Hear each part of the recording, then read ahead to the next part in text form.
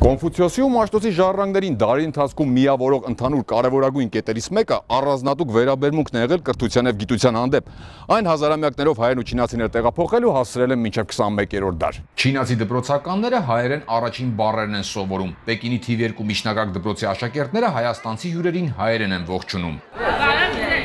Դպրոցում այսօր հատուկ են պատրաստվել, Հայաստանի նախագահին են սպասում։ Չինայանից բարձրությամբ չզիջող հայերենով են իրենցից հազարավոր կիլոմետր հեռու երկրի անունը տալիս։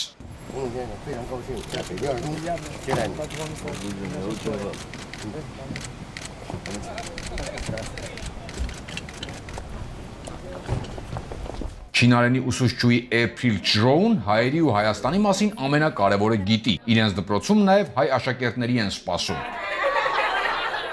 Հայերը հնագույն ժողովուրդներից են, մշակութային հարուստ ժառանգություն ունեն, առանձնահատուկ հարգանք կրթության նկատմամբ, ինչպես եւ մենք չինացիներս։ Մեր դպրոցը լավագույններից է, շրջանավարտները հանգիստ ընդունվում են չինական ու ամերիկյան բուհեր։ Փոխանակման ծրագրեր ունենք աշխարհի շատ երկրների հետ։ Հայաստանի հետ էլ կցանկանայինք ծրագրեր իրականացնել։ Թիվ 2 միջնակարգ դպրոցը հնագույններից է Պեկինում։ Նախագահ Սարգսյանին ներկայացնում են պատմությունն ու կրթական ծրագրերը։ Դպրոցը 1724-ին է հիմնադրվել։ Ժամանակին մի շարք գյուտերի բնական մետաքսի, վառոդի, կողմնացույցի, մեխանիկական ժամացույցի, թղթի, գունավոր տպագրության հեղինակների ժառանգները այսօր էլ ժամանակին համընթաց են։ Ամեն ինչ սակայն ավանդույթներից է սկսվում։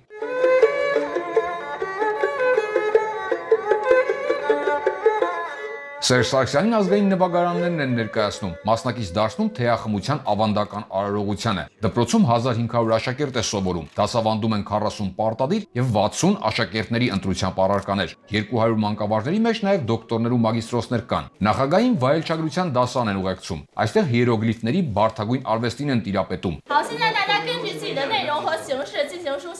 Աշակերտները բարձրաստիճան հյուրին առաջարկեցին հիերոգլիֆ գրել։ Այն գարուն է նշանակում։ Դպրոցի գրադարանն այսօրվանից նաև հայկական նմուշներով է հարստանում։ Նախագահ Սարգսյանը Սասունցի Դավիթ էպոսի հրատարակություն եւ հայկական այբուբենի պատկեր նվիրեց Պեկինի ամենահին ու հեղինակավոր կրթօջախին։ Կարծում եմ ձեր դպրոցի փորձը հնարավոր կլինի օգտագործել նաև իմ նախաձեռնությամբ Հայաստանում կառուցվելիք չինարեն լեզվի խորացված ուսուցմամբ դպրոցի գործունեության ընթացքում։ Մեր չինացի բարեկամների օգնությամբ ստեղծվելիք այդ կրթօջախը կդառնա հայ-չինական համագործակցության կարևոր առավաճյա։ Պատվավոր հյուրերի գրքում գրեց նախագահ Սարգսյանը։ Տարածքով ամենամեծը Ասիայում, 4-րդը աշխարհում, աշխարհի առաջատար տնտեսություններից մեկը։ Չնայած աշխարհագրական հեռավորությանը, բնակչության ու երկրի տարածքի ահռելի տարբերություններին, Հայաստանի եւ Չինաստանի շահերը համընկնում են բազմաթիվ կետերում, միջազգային անվտանգությունից մինչև տնտեսական ամենասերտ գործակցություն։ Ինչպես էլ ավելի ընդլայնել ու խորացնել հարաբերությունները, նախագահ Սարգսյանի ու Ծինփինի բանակցությունների օրակարգում էր։ Նախագահ Սարգսյանի այցը պետական է, այցի ամենաբարձր կարգավիճակը հայ-չինական առանձնահատուկ հարաբերությունների մասին է վկայում։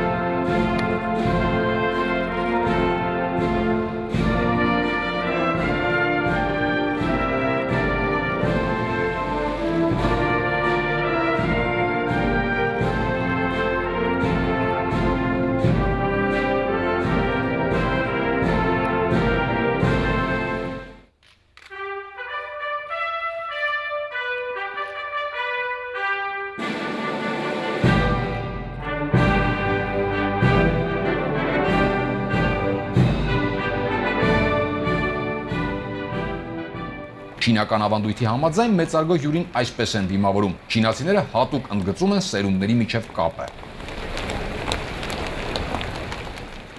Նախագահները մտքեր փոխանակեցին երկկողմ հարաբերությունների, ինչպես նաև փոխադարձ հետաքրքրություն ներկայացնող միջազգային եւ տարածաշրջանային քաղաքականության արդիական հարցերի վերաբերյալ։ Հարցերի լայն շրջանակի շուրջ Երևանն ու Պեկինը լիակատար փոխըմբռնում ունեն։ Բարձր մակարդակի բանակցությունների արդյունքում նախագահները ստորագրում են երկու պետությունների միջև հռչակագիր։ Կետերից մեկով հայկական կողմը հաստատում է Չինաստանի քաղաքականությանն իր աջակցությունը, հանդես է գալիս որևէ ձևով Թայվանի անկախության դեմ։ Վերահաստատում է, որ Թայվանը Չինաստանի անկախտելի մասն է, իսկ թայվանյան հարցը Չինաստանի ներքին գործ է։ Չինական կողմն իր հերթին հանդես է գալիս Լեռնային Ղարաբաղի հակամարտության խաղաղ եւ արդար կարգավորման օգտին, ՄԱԿ-ի կանոնադրության հիմնական նպատակների ու սկզբունքների եւ միջազգային իրավունքի համընդհանուր ճանաչված նորմերի համաձայն։ Երևանն ու Պեկինը հայտարարեցին, որ չեն մասնակցում որևէ միությունների կամ դաշինքների, որոնք ուղղված են կողմերից որևէ մեկի ինքնիշխանության, անվտանգության եւ տարածքային ամբողջականության դեմ։ Չեն ձեռնարկում ցանկացած նման գործողություն, ներառյալ երրորդ կողմի հետ նման պայմանագրերի կնքումը։ Մի շարք երկկողմ փաստաթղթերից մեկով Չինաստանն արտոնյալ վարկ է տրամադրելու մեր երկրին։ Հայաստանն ու Չինաստանը համագործակցելու են նաև ատոմային էներգիայի ոլորտում։ Պայմանավորվածությունների կատարման ընթացքը կողմերը կքննարկեն Երևանում։ Սերժ Սարգսյանը Սի Ծինփինին պետական այցով հրավիրեց Հայաստան։ Չինաստանի նախագահը երախտագիտությամբ եւ հաճույքով ընդունեց հրավերը։ Արկադի Գրիգորյան, Արման Ղարիբյան, այսօր Պեկին, Չինաստան։